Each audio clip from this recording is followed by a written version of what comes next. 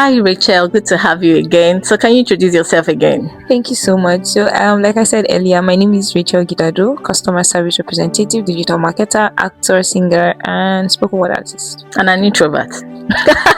You just had to say that. Okay, so you have to add that to your portfolio. I think so. All right, so we are in a digital space, and sometimes I see people say, I'm not a camera person, I don't know how to be on camera. What is that mindset or shift for introverts and quiet people so they can also sell themselves and meet up in the professional space or just in the digital space that we are in?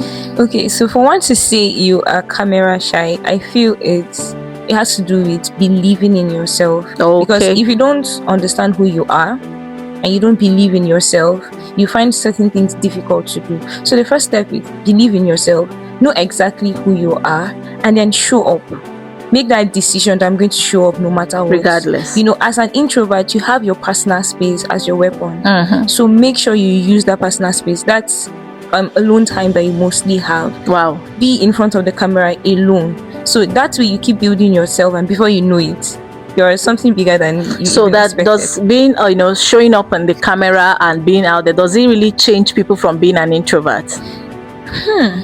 I wouldn't say it will change your personality completely, but it will actually improve the way people view you and see you generally. Yeah. Okay. So what advice would you give someone who feels, overlooked because they are quiet? When you come into a room and you want to pick somebody for something and you just look at somebody, that person is quiet. You're like, no, this person will not, maybe you are looking for somebody to help you do your job and this person, no, she looks quiet. So what advice can you give people, even as they look quiet in their being introverts in nature, so that they are also being picked to do what they can do rather?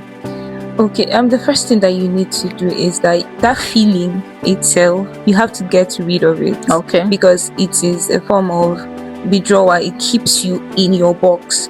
Because the first view you have about yourself is what the other person will think about you. Oh. Yes. So once you identify as somebody who is withdrawn, quiet, it makes you look on the outside as well that you are not who people should perceive or who you are meant to be. Okay. Yeah, I don't know if I answered that question. Okay. Yeah. So do you think introverts also struggle with being confident enough? A lot of times. And like I said earlier, it still has to do with knowing who you are and believing in yourself. Because if you do not believe in yourself, nobody will. Okay. So the first step you have to do is believe in yourself, know exactly who you are, for someone else to actually believe in you. Okay, so finally, how can an introvert, manage relationship, relating with people and not feeling, oh, I'm just everywhere and all of that? So okay, I think it has to be something of being overly social, right? For an introvert, I know that it is actually difficult to make conversations. Exactly. So the first thing you need to do is take advantage of your leverage. Okay. For most introverts, we are not really good with having physical conversations with people, but we do very well with chatting. Yes.